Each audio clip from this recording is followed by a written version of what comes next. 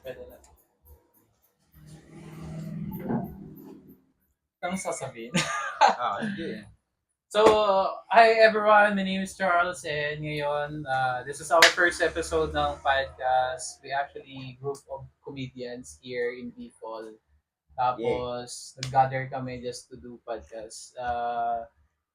First time na mag-podcast is sobrang tagal na namin tong pinag-isipan. Actually, we don't have names na bagay sa podcast pero ang una namin inisip as yung gangbangers. Yeah. So, yun talaga yung pinakauna pero right now wala kami maisip. So, sa mga viewers, pwede nyo kaming give us some names. So, pwede namin yun.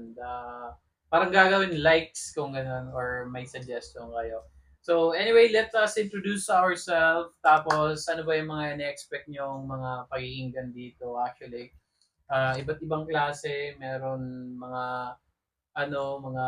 nakakatawa, experience, mga bastos, or anything. Bastos, di ako bastos, men. Ayaw mo bastos. Hindi mo bastos. Bad yun. So, yun, ganun. Dark. So, introduce ko sa'yo si Alfred. Okay. So, I'm Alfred, comedian din, and IT. Pero, ayan. So, mas comedian ako kaysa IT. Yun lang. So, Tino? Hello everyone. Ako si Tino, simpleng tao lang, hindi gumagawa ng masama para malapit lang tayo kay Lord. Yeah. so Hello. this is Tino and Alfred and ako naman si Charles Amante. Para kumain eh. Just call me Charles and stand-up comedian din ako and then meron akong coffee shop. At actually dito kami ngayon sa coffee shop, sobrang liit lang. So right now for the first episode, ang topic namin ngayon is all about Christmas. Merry Alright. Christmas. So yun yung pag-uusapan namin. So, Merry Christmas. Ano yun na ano yun? yeah. So, So, go ahead. una, Christmas noon, tapos Christmas ngayon. So, ano yung input? So, ako muna. So, ako ang pinaka memorable na Christmas noon kasi 'di ba nagka-caroling kami. Tapos ngayon, parang wala na nagka-caroling. Meron pa naman, men. Ano lang, usually sa mga bahay-bahay lang. Taga saan ka ba, men? Ba't wala nang araw sa inyo? Wala, kalabang nga sa amin, walang Meron nga ilaw, doon. pre. Walang ilaw sa amin. So, Baka kunin yung mga bata. Pero mas siguro kasi takot na yung mga bata lumabas kasi may nangunguha ng bata, usong-uso yung ganun. Hindi kasi siyempre, pag naisip ng mga bata, ano mga ngaroling, ay okay na ba magmura dito, men? hindi, okay lang. Okay lang. Anyway, ayun. Isipin ng mga bata, mga ngaroling ako, tapos di mo ako sure sa pera. Pero yung kidnapper, pag makidnap ako, sure na mabibenta ako. Mindset. Yun lang. Kayo, anong input niya doon, man? So, Ano ba? ako Christmas noon tsaka Christmas ngayon, mas maganda yung yung Christmas noon kaysa ngayon. Kasi parang ngayon kasi pa konti-konti na lang yung mga Christmas light. Mm. Patagal siya ng patagal, parang palungkot ng palungkot yung Christmas ngayon. Kasi grabe ang economics na rin kasi na-affect na rin yung mahal ang bilihin. Yan, Diba? Hindi na rin ganun. masayang gano'n. Sa inflation na rin. So, yun yung mga napansin ko na Nahalata ko, pre, yung mga naglalagay pa ng Christmas decorations, hindi sila millennials. Paramihan. oh, Kasi yung mga tatanda, parang gusto nila ibalik yung Christmas na nakasanayan nila. oh, yun At naman tayo, bilang millennials, parang nasanay tayo bilang bata na hindi natin iniisip yung Christmas decorations, di ba? Sila yung bumibili, sila yung naghahanda, di ba? Tayo more on handa tayo ngayon, di ba? Oh, ganun. Kasi doon tayo, parang iniisip natin Instagram, di ba? Social media. Kumbaga sikatan na ngayon. Hindi. Pasikatan lang sa food. Yung dati kasi naman, baka yung sa nag-observe ko, dati, mas nagde-decorate ang mga tao kasi gusto lang nilang mapaganda yung bahay nila. Ngayon, parang nagde-decorate na lang for aesthetic purposes na lang, for Instagram, for for likes, ganun. Eh kung dati, di ba, konti lang naman nagagamit ng camera. So, hindi pa masyadong flexing. Pero yun, going back dun sa sinabi niyo na mas masaya noon. Oo, kasi siguro as someone din na galing sa generation ngayon, yung mas, hindi pa naman ako digital native. So, as a way, parang naisip ko, yung mga panahon na hindi pa talaga ganun kauso ang social media and also, hindi pa gaanong detach ang mga tao. Mas yung Christmas mas special kasi may family gathering. Ngayon kasi, yung isipin natin parang pag Christmas, parang wala na nga tayong pambili, laging binabagyo. Siyempre nasa Bicol tayo, di ba? Mm. Nang ano pa lang yung bagyo, grabe yung ano nun, parang naging disruption din through yung hangin. So feel ko talaga, laking factor din na economics, like, nangyari sa mundo ngayon. Saka din yung ano, pre. Kasi di ba tayo, Oh. yung mga millennials ngayon, busy na sa life. Oo, totoo yan. Pagka, di ba, yung Christmas natin, 24 lang, 25. Di ba? 24, 25, yun lang yung wala tayong work. Oo. Di ba? Mm. So, wala kang time para mag-decorate. Di ba? Wala kang time para dun sa ibang bagay.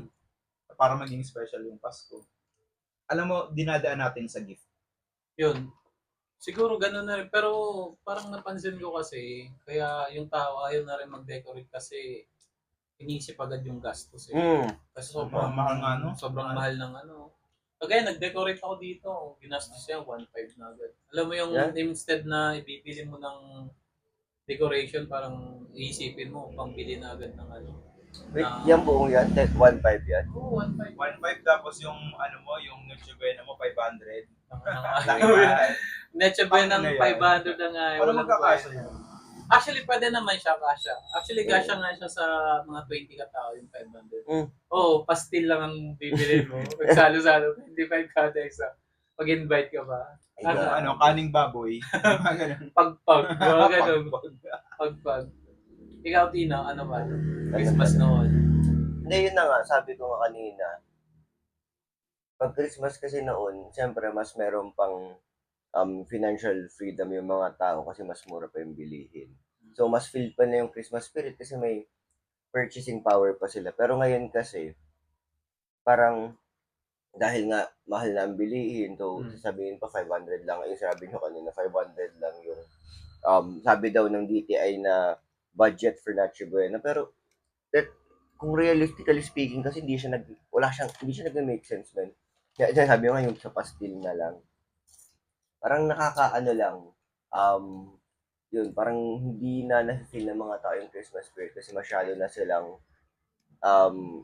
yun, busy na magtatrabaho na lang. Tapos imbis na i-holiday pay na lang.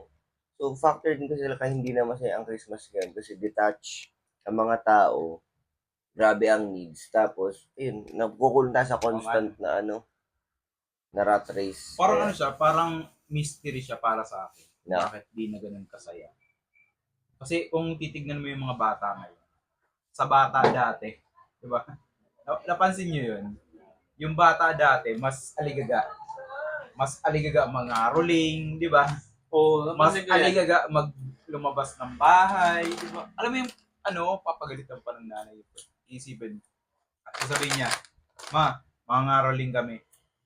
Delikado dyan, huwag kayong lalabas, di ba? Ngayon, wala na eh.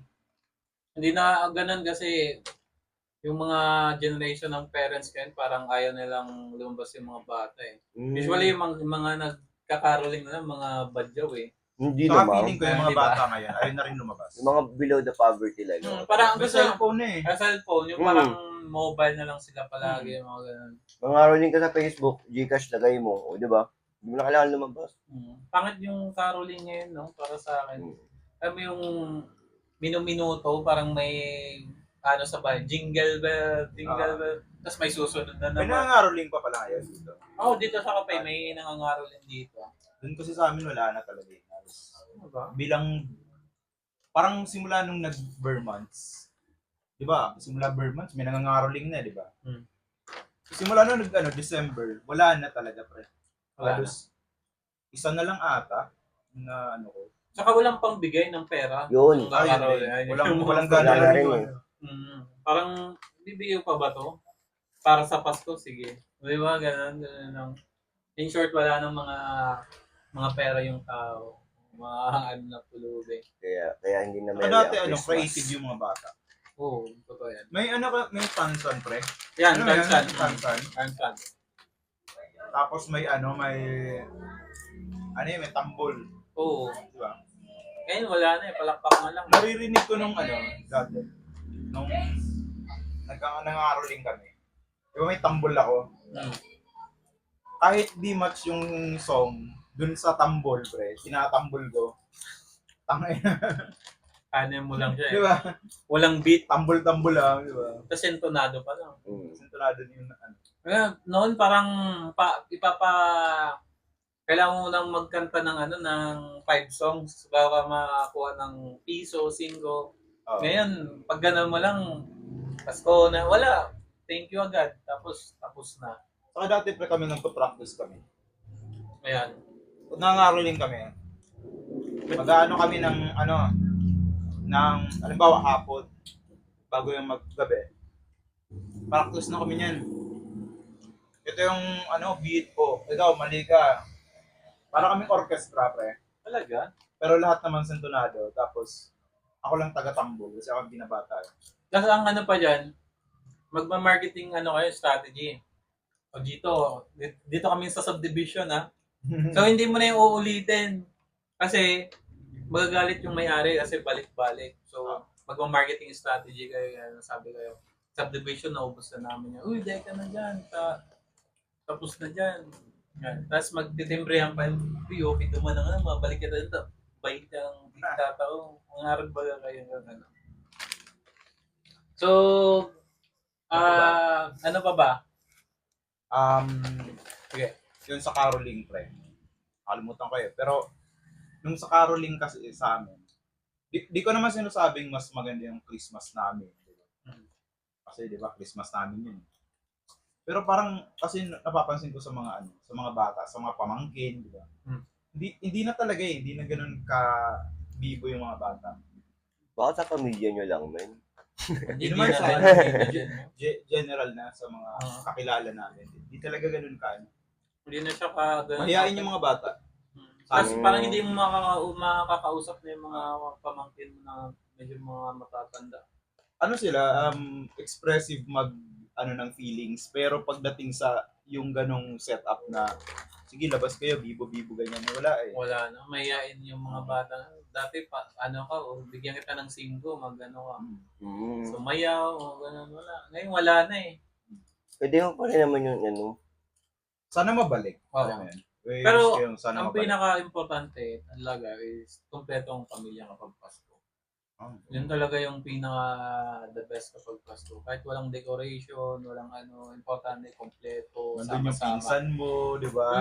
Yun yung kahit siguro masabi na mas maganda yung noon na Christmas. Ang importante ngayong generation is dapat sama pa rin yung pamilya kapag Pasko or celebrate ng New Year. Yun yung the best na Pasko pa rin. Isa yung nilook forward ko dun sa pag dumarating yung mga taga Maynila or taga ibang lugar. Di ba, taga US, ganyan, o taga ibang bansa. Basta taga ibang bansa, ganyan. Pag uwi nila, di ba, parang, kasi mga one month pag taga ibang bansa, pag taga Manila, mga simula Christmas hanggang mag-New Year, di ba, nandyan sila. Parang parang ikaw, masaya, parang ang aso, alam mo yun, parang excited kapag may mga bagong tao. Oo. Diba? Ganun Kasi kayo, ang men. inisip mo yan, Nagaganon talaga kami. ang inisip mo kasi yan, si Tito, uuwi ng Manila, marami itong Tapos yung dalang mga pinsan chocolate. mo, di ba, yung mga kalaro mo, di ba? Kung alam mo yung tito mo na galing ibang bansa, tapos uuwi, siyempre excited ka bata, baka may mga robot, mga ganun. Ako di naman ako ganun. Kasi Di naman ako. nasanay kami doon sa amin na tuwing uuwi yung tito ko, may mga laruan silang dala. Compound kasi doon eh. Parang may mga may compound kami doon kapag uuwi. Lahat ng mga bata doon. Kaya pala marami kang laruan. Galing sa tito mo. Galing mo na tito niya. Sa akin yan.